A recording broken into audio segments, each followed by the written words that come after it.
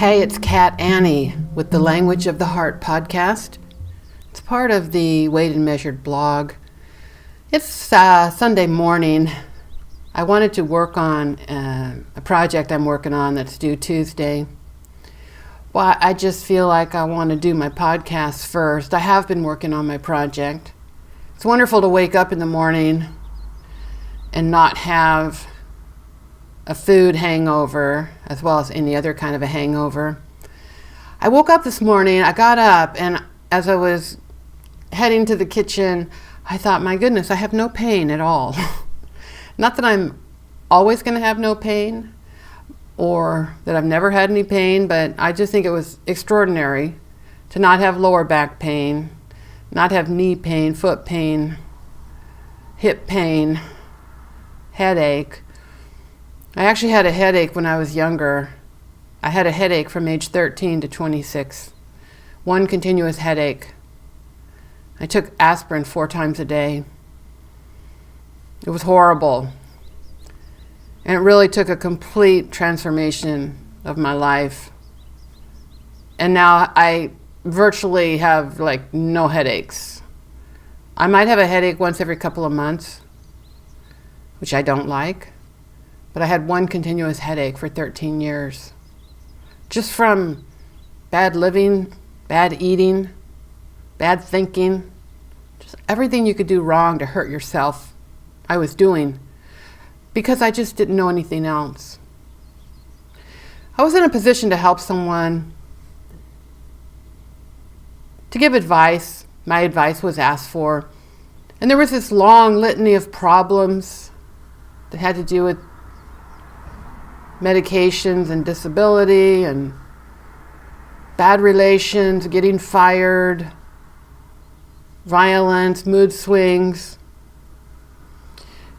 And this person wanted advice on each of these little issues, but then they added in the fact that they were eating copious amounts of sugar and slugging down diet sodas with sweetener known to be a neurotoxin.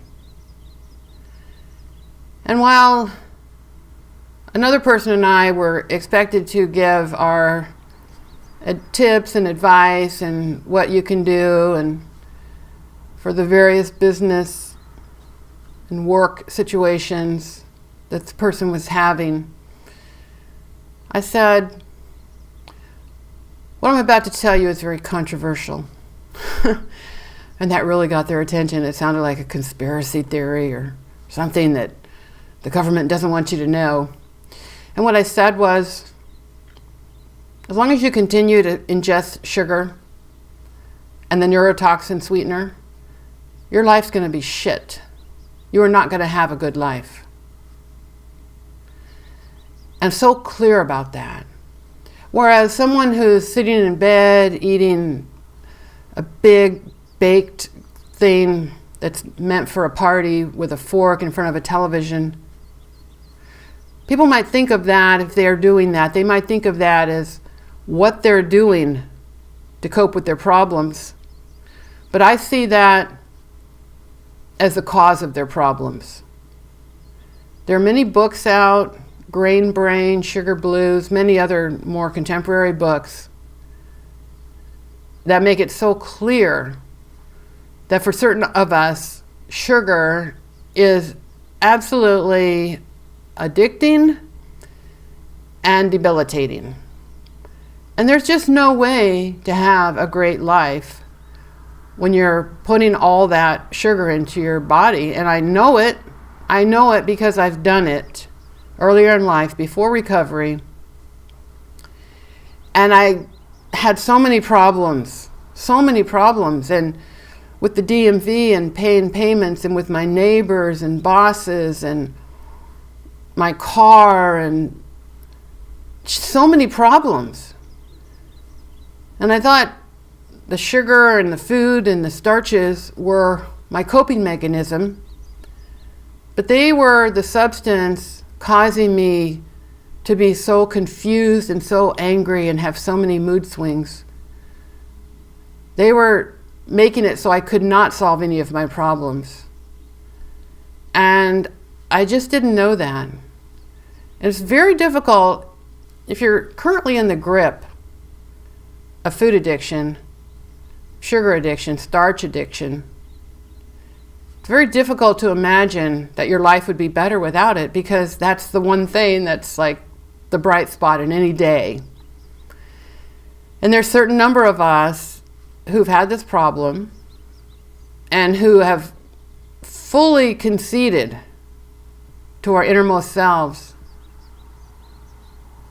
that we are addicted to these substances and there is no future in continuing to ingest them. And unless you've experienced it, I know that what I'm about to say seems either impossible or it just doesn't even register. But once you stop putting those addictive substances into your body, there are no cravings. Can you believe that?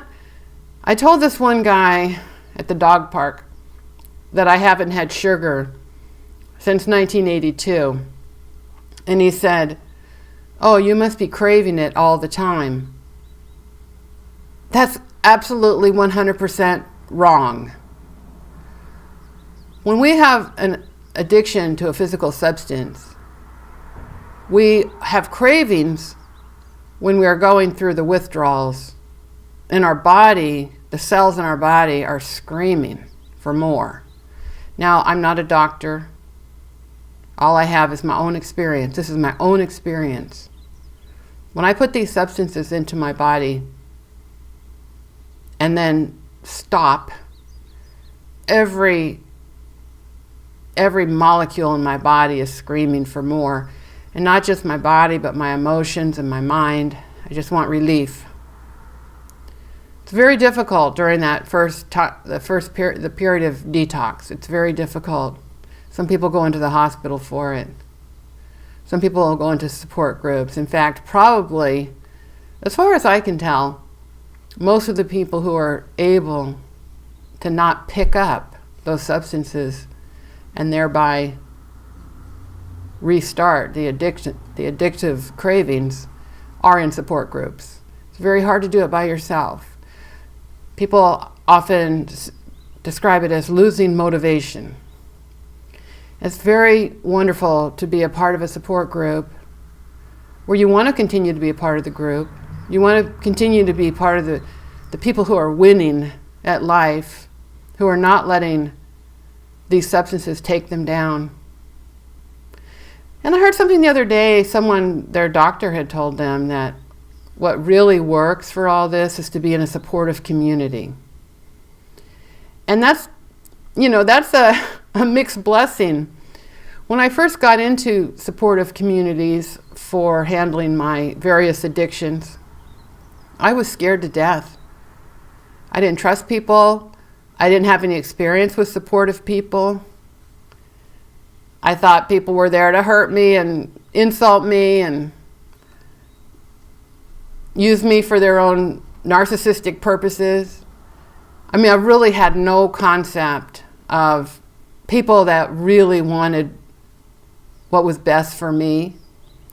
Because in a supportive community that's taking care of addictions, we all want each other to do well, because then we're stronger. Unlike in the rest of the world, like in my career, for instance, for my own financial security, I want to be doing the best. I want to be the best one. And I hate to say it, but other people thriving is not my focus. And maybe it should be. I'm actually in a community of people that do what I do, and it's wonderful to be around them. And it does feel good when people are succeeding, but I want mine. There's this little niggling thought that says, there's only so many lucrative assignments in the world, and I want to make sure I get them all.